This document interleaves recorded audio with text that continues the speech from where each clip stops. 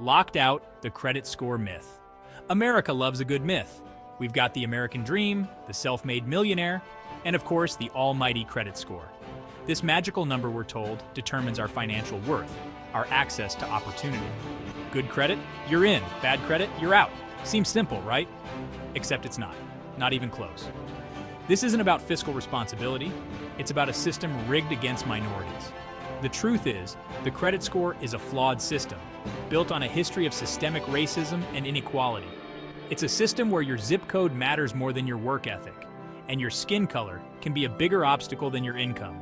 For millions of Americans, especially in minority communities, the credit score isn't a measure of financial health. It's a barrier to economic opportunity. This isn't about blaming individuals for bad choices. This is about a system that makes it harder for certain groups to succeed, no matter how hard they try. It's about time we call out this credit score charade for what it is, a tool of economic oppression disguised as a measure of financial responsibility.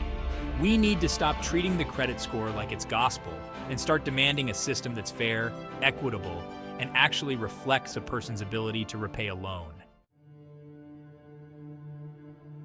Trapped by the system. How credit keeps minorities down. Let's be clear. The credit system disproportionately harms minority communities. It's not a coincidence. It's by design. Centuries of discriminatory policies, from redlining to predatory lending, have created a system where minorities are more likely to have poor credit, regardless of their financial habits. Think about it. Credit scores are based on factors like payment history, outstanding debt, and credit utilization. But what happens when you're stuck in a cycle of poverty, with limited access to financial education and resources? What happens when you're forced to rely on high-interest payday loans just to make ends meet? The answer is simple. Your credit score takes a hit, even if you're doing everything you can to stay afloat. It's a vicious cycle that's incredibly difficult to break free from. Minorities are more likely to live in low-income neighborhoods with limited access to traditional banking. This often forces them to rely on alternative financial services like payday lenders and check cashing places, which charge exorbitant fees and trap people in a cycle of debt. The system is rigged from the start, and it's time we acknowledge the role that systemic racism plays in perpetuating these inequalities. The racial wealth gap, a credit score killer. Now let's talk about the elephant in the room, the racial wealth gap. This isn't just a buzzword, it's a stark reality that directly impacts credit scores. Generations of discriminatory policies have created a massive wealth gap between white Americans and communities of color. This gap isn't about individual choices. It's about systemic barriers that have prevented minorities from building generational wealth. Think about it.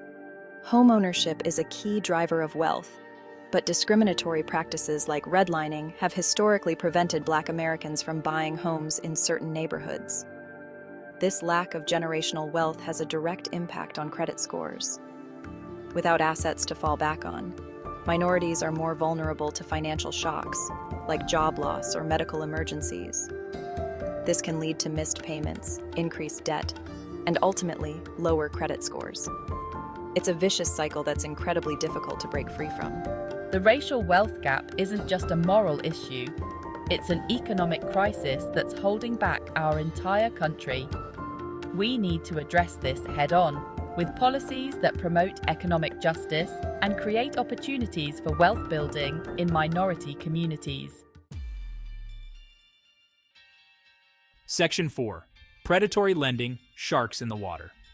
Let's be honest, the financial industry has a knack for exploiting vulnerable communities, and nowhere is that more evident than in the predatory lending practices that target minority neighborhoods. These aren't your friendly neighborhood banks. These are financial predators, circling their prey with offers that seem too good to be true. And guess what? They usually are. We're talking about payday lenders offering quick cash at astronomical interest rates, trapping borrowers in a cycle of debt. We're talking about subprime mortgages that target minority homeowners, leading to a wave of foreclosures and financial devastation. These predatory lenders prey on people's desperation, offering them a lifeline that quickly turns into an anchor, dragging them further into debt. They know these communities often lack access to traditional banking and are more likely to accept these risky loans out of sheer necessity. This isn't about providing financial services. It's about exploiting a rigged system for profit. It's about time we shine a light on these predatory practices and demand stricter regulations to protect vulnerable communities. Section 5. Fixing the system. Time for credit reform. Okay, enough with the doom and gloom. We've diagnosed the problem. Now let's talk solutions. First things first. We need a complete overhaul of the credit scoring system. This relic of the past is woefully inadequate for the 21st century. Relying solely on payment history, debt levels, and credit utilization ignores the realities of today's economy.